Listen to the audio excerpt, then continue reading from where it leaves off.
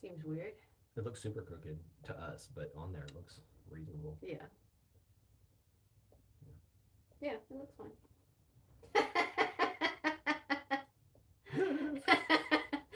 Make sure my volume's down. Volume down. My thing hasn't caught up yet. Okay. Ready? Yeah, sure.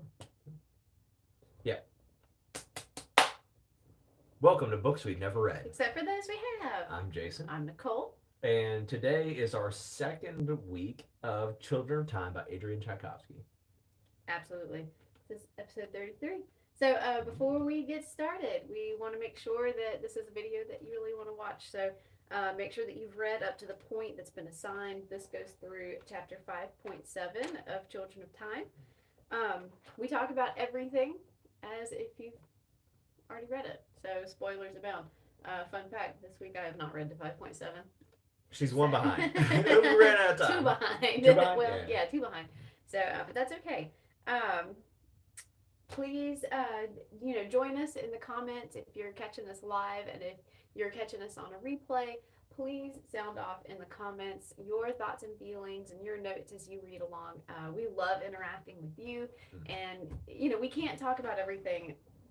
It takes everybody to be able to thoroughly explore the book, and so that's one of the joys of this book club being on YouTube, is that we can continue enjoying these books even after we're no longer reading them. So much fun. I have a bad habit of reading in the car or listening in the car or reading at work and then not making notes right then. So I'm sure there's all kinds of really good stuff that I'm missing. Oh, there's so much good stuff, and people bring it up all the time. I'm like, oh, I'm so glad that you mentioned that, because it was floating around in my head, but I just forgot to say it out loud. So are we ready? Yeah. Okay. So from the last two little chapters I haven't read yet, but I still love the same things in this part of the book that I loved in the first part of our reading, and that's, I love seeing the development of the spiders. I love how that's being paralleled with the development of the humans in the Gilgamesh. Their developments are being paralleled and contrasted a little bit along the way. So I'm pretty much only interested in the humans at this point. Oh, really? To see, okay, well, how did Tchaikovsky parallel them? I am 100% invested in Kern's world, which makes me very afraid for the third part of the book. Yeah. Well, so you haven't made it to the bomb. Oh man! I'm just kidding. it's just a fire. It's not a bomb. It's a no. I'm just kidding. About the fire? Yeah. It's a meteor. Look. I'm just kidding. All right, I'm done. Peggy says she's keeping people she works with updated on the book, and they're also invested in the spiders. Yeah. They're brilliant and beautiful, and to be able to see their evolution from this grand scale, we're able to see that scale. I mean, it's truly a reminder of how beautiful life is biologically. So I have some concerns about the spiders, and I don't think that the danger is really going to come from, I think that the humans showing back up is going to be dangerous. I'm worried about Kern, because Kern does not know that they are spiders. She has seen the pictures. And she does not understand that is what she's talking to. Right. She thinks she's talking to monkeys, and that is right. So there's been several comments between Portia and Claudia, or whatever their name is. I don't remember. Several of the spider scientists have mentioned this stuff she wants us to make is really complicated, and we don't have thumbs, and stuff like that. And it's because she does not know that they're spiders. So I thought about that, and knowing who Kern is, she's going to think they're an abomination. Yeah. She's not going to be pleased with it. If I were Kern, though, I would be like, oh my God, this is incredible. But I wonder why, she remembers her interaction with the Gilgamesh as being very dreamlike, but she's pretty sure that happened. Yeah, but she's also not sure she's actually awake right now. it's like a halfway point between my idea and your idea of last week, right? Like my idea was that it was the AI stuck in the machine that has gone mad, and that seems to be true. But maybe she herself is also maybe stuck in the machine. Like she doesn't know, right? She has gone mad. Yeah. So I don't. We don't really know what state she's in because she doesn't know. Yeah. And oh man, I don't remember what I was gonna say. Um, but yeah, what a waste, that she's going to be disappointed in what this planet has become because it's very fascinating, Yeah. and it sucks that we have this like theme in the book of we're kind of doomed to repeat these cycles as humans, right? Holston's generation of humans strove so hard to understand the technologies of those who came before him that they repeated all the mistakes and became the same thing. Right. And now Dr. Kern is sending down these instructions to the spiders, also including these elements of war and dissent and being against each other. She is creating this world in the image of the only thing that she knows, and that's terrible. And they've already advanced, through the nanovirus. That was the insertion, right? Back off. Yeah. Let it go. What do they call it in Star Trek? Prime Directive? Is that yes. Yeah. So like there's that you the problem. Don't intervene until they have the technology to fully comprehend and understand what they're dealing with. Because any intervention whatsoever is a change in society. Yeah. Yep. For people who are not developed enough to. Yeah. Well, to be fair, she thought they're monkeys. And any monkey who can make a radio transceiver is probably doing war already, right? Like, but maybe not bugs. I don't see that they're any less developed because they are not monkeys. Right. I mean, they're able to. They've come up with transportation. Like when she was in her little like spiderweb buggy. Yeah. I was like, what the heck? It's just like a muscle contracting. That's gross. It's so cool. Yeah, but what's really cool is that there's no way that's what Kern told them to make. Right. She told them to make something else. They said, you need to be able to go fast. And they're like, okay. We're just not as fast as you want us to go, but here we are. Yeah. But I mean, this has only been, several thousand years, and they're already to this point. Yeah. That's incredible. Yeah. Because real Earth, that took millions and millions and millions of years. Peggy loves Bianca's thoughts that God is just a metal box, and that's not God. There's also no line between Karen and the computer now, so not a great outlook for Guyan. Yeah. Or, is that what they call him in the audiobook? Yeah. I like Guyan better. Guyan. Yeah. So yeah. Let's because that's like a new similarity now. We have the similarity between Kern and Guyan. How far did you what's the last thing? Oh yeah. So Guyan's trying to go to war with Karen as being uploaded mind into the system. So did you get to the part where he uploads? No, he's talking to Holston right now. Okay, gotcha. Or he just got done talking to Holston. So are we cool if we talk about that? Yes, please. Because we're assuming we've read up to this point. Right. Spoilers abound for you. Please tell me. So he begins to do it. They realize that basically he can talk and upload at the same time, the same way you can download something on your phone and be on Facebook or whatever, right? And so while they're they're at this weird ceremony where all the ship people are there and the both the degenerates and the original key crew and all that. And he's talking to them and he's ascending his throne towards the upload box, and then they realize he's already doing it, so they blow his head off. And this is true. And so then it's a half upload. So it's just a mad, insane Guyan inside the computer, and he just stutters, and he's like, I will get you all, and stuff like that. It's crazy cool. That's scary. Yeah, it's so it was one of my favorite scenes so far yet, and probably because I'm a huge Warhammer fan. But in Warhammer they have the God Emperor of Mankind, who is this powerful sorcerer from basically medieval times, who just has lived long enough into 40 millennium from now, and he is dead, but he is connected to all these machines on this throne, and he guides humanity from the warp, which is the psychic space behind the universe. And that's like what this is. Because like I just have this like awesome image of like basically a dead body connected to a machine that just doesn't move, right? His voice is coming from other places.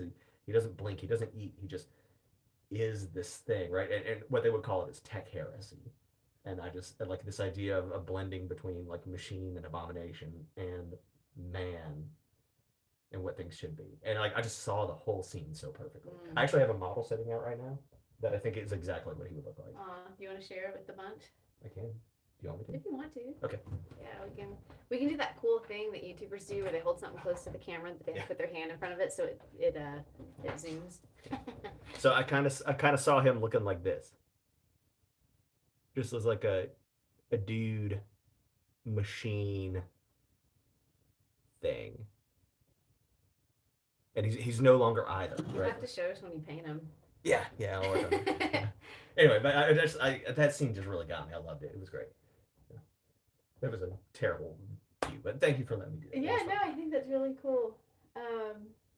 Peggy says yes, nut job. He's like, I can choose who dies because that's who I want in charge. Yeah, and I feel bad for Holston. You know, this just very reasonable. He's very me on the ship. You know, he's like, oh, I'm a historian and I can understand the things of the past and I'm interested in trying to fill in some of the gaps that we don't have. And then he starts filling in some gaps and he's like, oh, I don't like humans anymore. Right. And then he gets kidnapped. Yeah. And then he goes through it again, which that really confused me. And I spent about a third of this section of the reading like, when did he go back to sleep to get kidnapped again? Well, we skip parts, right? Sometimes we skip when people go to sleep. Sometimes we skip when people wake up. And that really confused me. Like, you were just at dinner with your girl, and now you're being imprisoned. Yeah. That was confusing. They do a better job of demarking time for the spiders than they do for the humans. But I think that's important because in the same way that there is this continuity across time between spider lives, there's this continuity across time with the humans' lives. Mm-hmm. Like the fact that we don't see him go to sleep is because he does not feel like he has. Yeah. You know, he just is. Yeah. You know. But and then him. Sorry, back to my point. Like how I kind of feel for him. You know, he's on Lane's side, and then he talks to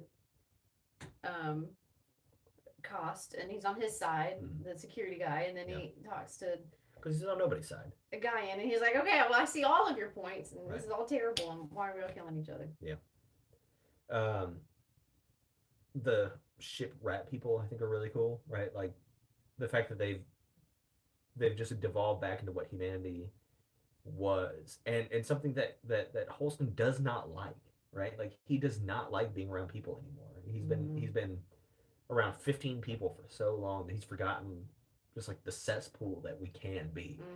And they're like taking the cloth and making their own little territories and stuff, and they're eating all the food, and every generation is dumber than the generation before. And if you have never watched the movie Pandorum, you go watch it right after this. We watched it together, right? I don't remember which one it is though. Okay, so I can't make any spoilers, but it is this concept sort of taken to its extreme, right? It's the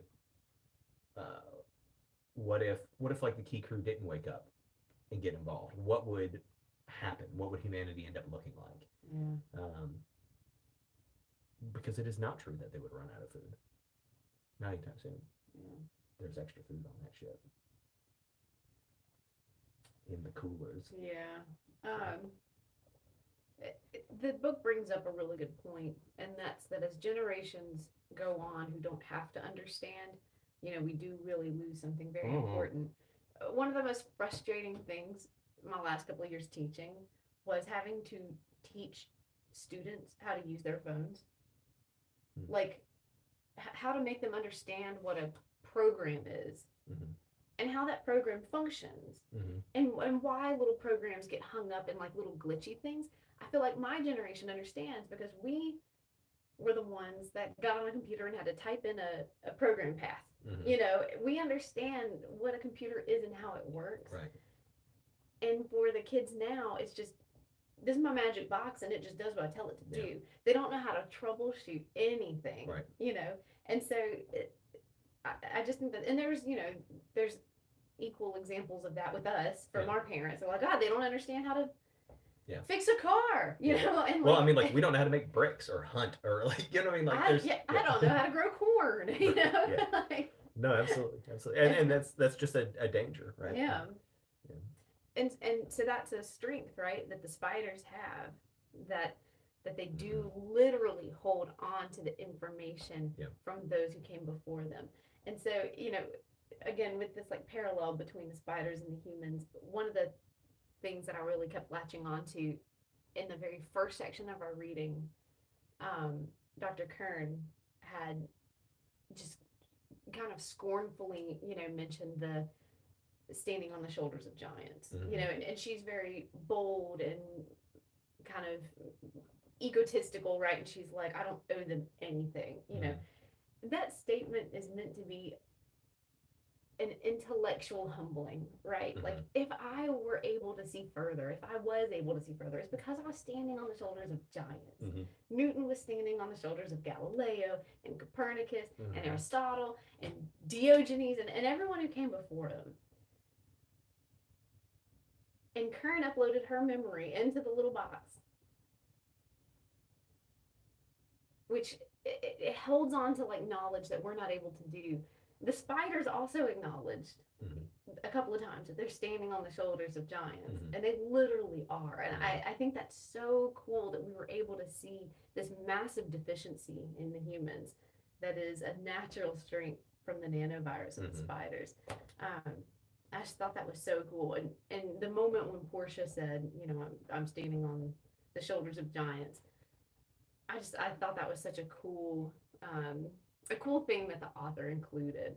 And I was trying to find it again in the book. I had a problem where my audiobook skipped forward a couple of chapters and I got real messed up. So in the book, I was looking for that phrase and it comes up again later. So, I mean, he's intentionally using this concept of, you know, building off of foundations that already exist and building from our forefathers and stuff like that. That legacy, right? I just think that was really cool. I think I thought a lot about the spider like DNA and understandings as well, and you know, there's a lot of talk about like, well, they like you can just share it between each other, right? Like a living thing, they now know how to take its memories and stick it in something else, and then or they kill it and they take the memories or whatever it is, or they have found a way to protect against people taking their memories, but. In the same way that they've basically weaponized the sense of the ants, I wonder if we will see them weaponize DNA. Like, what if you implant false memories, or what if you implant madness, or something like that? I think that'd be really interesting, and that's like a real danger in this, you know, in the same way that we could engineer virus. Yeah. You know, so what we got? We also see a deficiency in the spiders as they're not evolved yet to fully integrate males. Yeah. So again, you have the gender roles and then the metaphors of socioeconomic status and education. Right. I really enjoyed Fabian's stance. You know, he's like, I'm not special. Right. I'm just a male, and there's thousands of them down there, and you're just letting them be eaten and trodden upon. It's so easy to see. It's so easy to see our own flaws when they're in something else and not us, and so that was really interesting. One of my favorite, like, I don't know, I guess like a parallel. I don't know the appropriate word for it, right? But where you're seeing like something that you do and you see it in something else and you see how weird it is, was in Carnival Row. In their religion, they worship a guy that was hanged, and so like everywhere you go, you just see like dudes hanging. And you're like, what is that? And then you realize, oh, like we do that too. Yeah. Like it's just a torture and murder device, but like we do that too. And then you realize just how strange that is. Yeah. You know, like okay, but you know, take it out of its context, stick it somewhere else, and you're like, oh, whoa, okay, you know. And that was what's really cool about this. And I guess you probably missed the chapter where Fabian succeeds in sort of turning. I can't remember exactly all the stuff. He succeeds in converting like the ant army basically, right? And he's going. Got the chemical situation, and he gets Bianca. And so they go off on their mission and they do it, and I guess they're heading towards Great Nest now to invade or whatever, right? We haven't made it that far yet. But yeah. So I hope that it becomes a little more egalitarian, just because. But there's no reason for Spider Society to have to follow our morals, right? It just doesn't have to. Um, it's I guess the reason it should is for like pragmatic reasons, right? Like you are wasting all this potential in the same way that for thousands of years and hundreds of thousands of years we wasted potential, Right. you know. Um, so yeah, Yeah. yeah. Yeah, I can't wait to get back to spiders. I gotta see how this goes. I have a feeling I'll cry by the end of this book. Yeah. So with all the time jumps that we make, I'm still not entirely certain how long humans really have to get back to the planet, and it's not really clear how quickly spider society is accelerating. But now that they have these technologies, it is only going to increase, right? Like that's the way it works. And so by the time humans get back, spiders are going to be something crazy, right? Like they're not going to show up tomorrow, and they have like the weird muscle cars, right? Like they're going to have something else, right? Yeah. So it'll be a whole thing if there's a war, I think.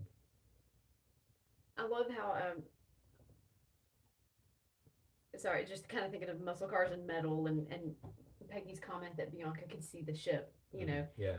Bianca looking through her trusty telescope, you know, to see, you know, the moon is not a perfect spherical orb. You know, that's Galileo's thing, right? And then he was condemned by the church and he had to recant, or otherwise they were going to kill him. And she, you know, we just have so many cool.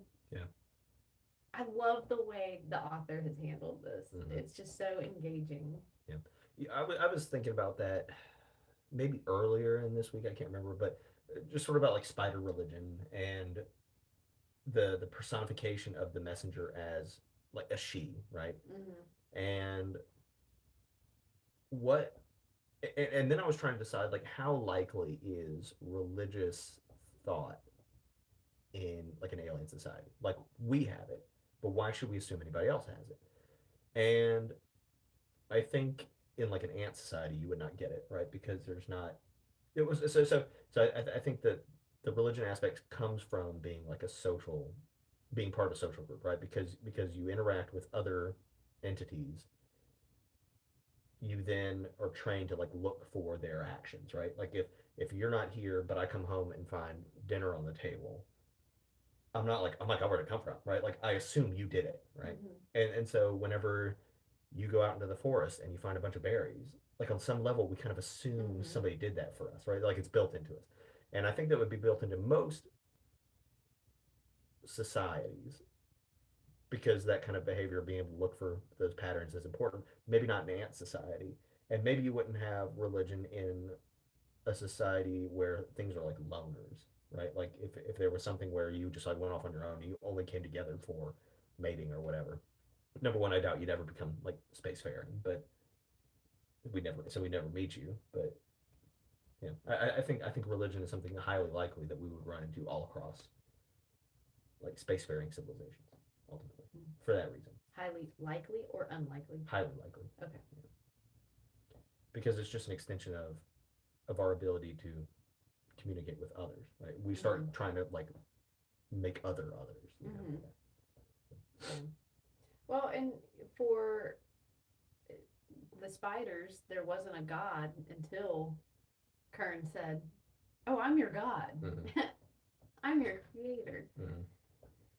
So it was just the messenger before then. But I think it was a she still. I'm not sure about that. Yeah. Well, you know what I mean? Like, why wouldn't it be? That's the dominant. But why would it be anything?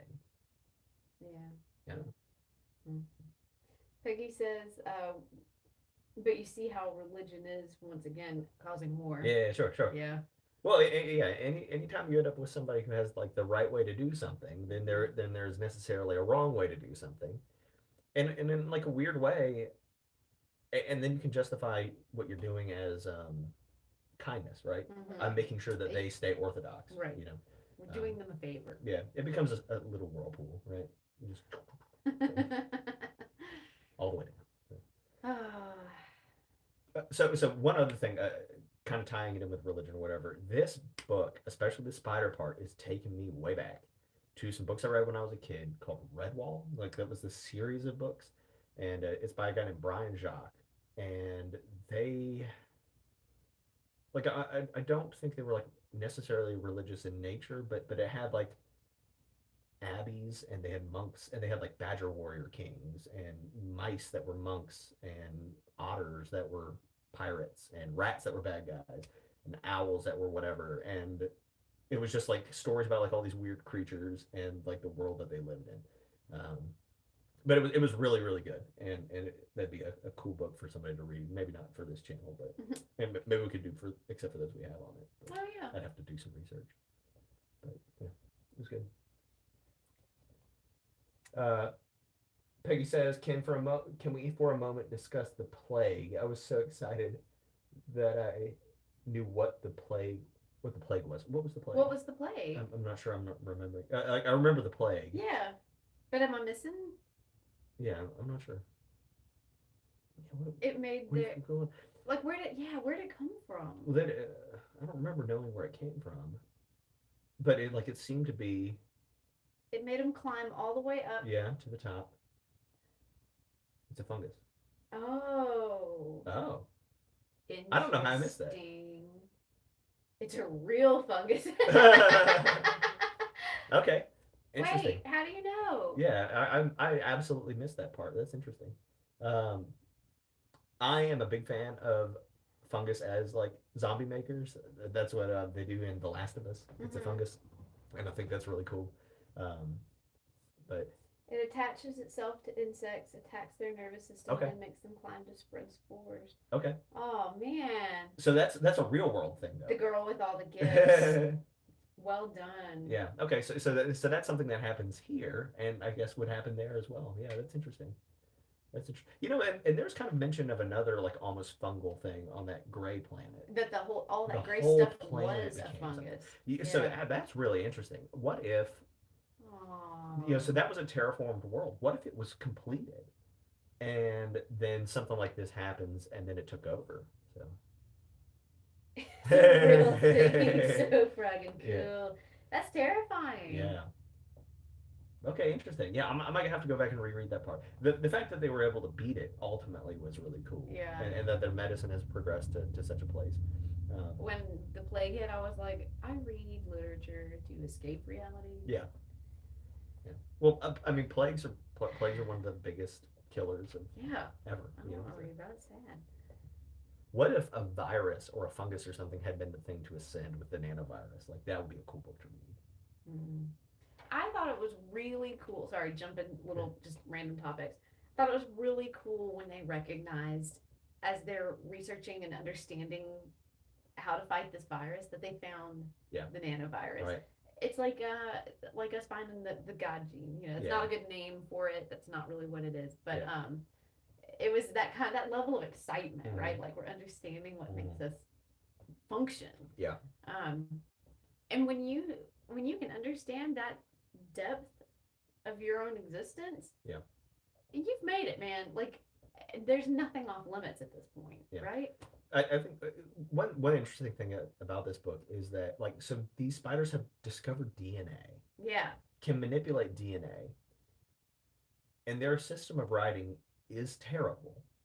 Like it is bad. Mm-hmm.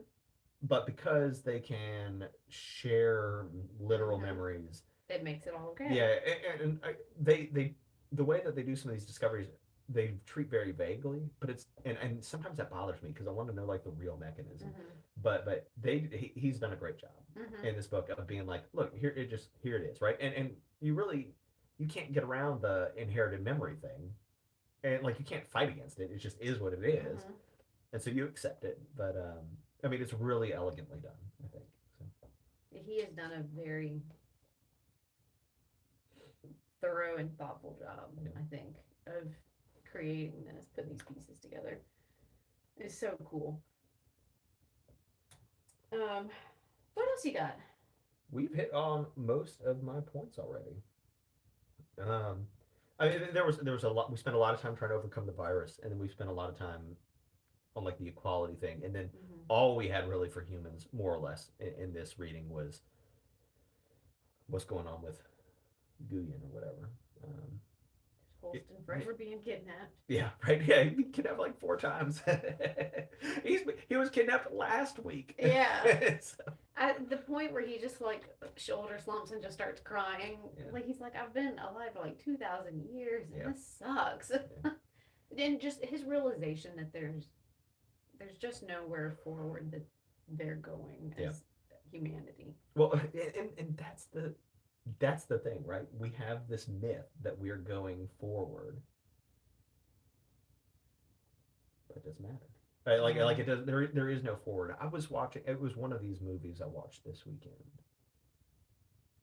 where in one of the I watched like two horror movies this weekend, so I can't remember which one it is. But they said, oh, it was that weird one. Hold the Dark, bizarre movie. I kind of recommend it. It's very violent. Um, I did not watch one of the characters says, when you kill me, you kill the past, right? And so everybody can move on. But when you kill our children, you're killing the future, right? And that's true. But the idea that the future is forward or is progress or is better is a myth, right? Like it's not necessarily true. Yeah. So. Yeah. It also makes me very sad.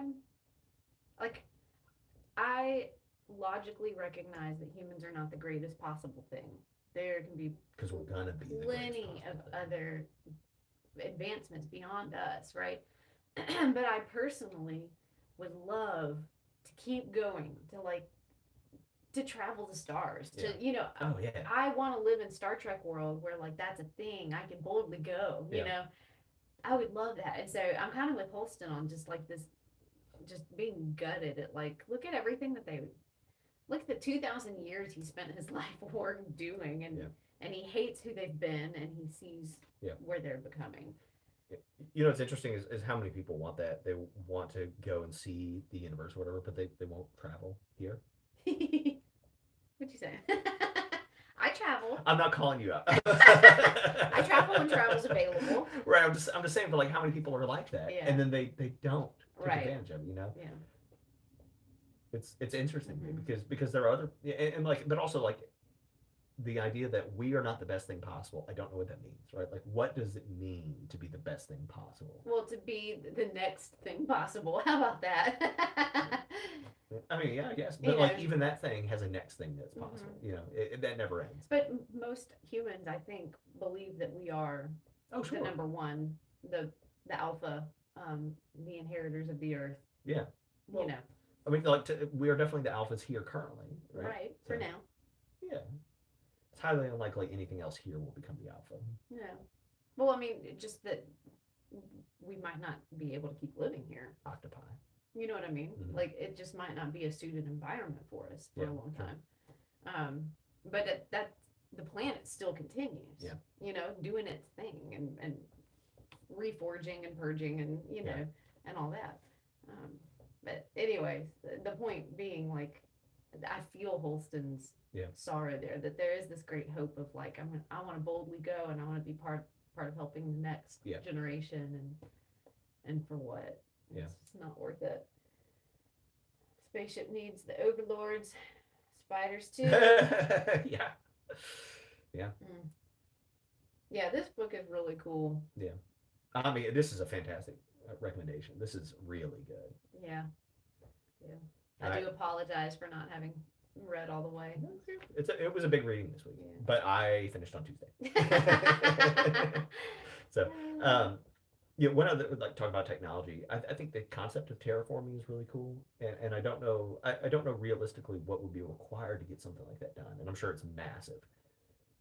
But like, once you know how to do it, can you just like do it? I don't know. Yeah, so, plant the seeds, but it takes millions of years. It's maybe. I don't know. There's this really great board game. Oh yeah. Called Terraforming Mars. It's a good time. I love it so much. Yeah, we should play it again. Yeah, and the thing is, like, I don't even try to win. I'm just excited that the planet's becoming terraformed. I'm like happy that like we're getting our oxygen levels up and we got our water and our forests where it needs to be. Yeah. It's a team win. Yeah, it's a good time. All right. Well.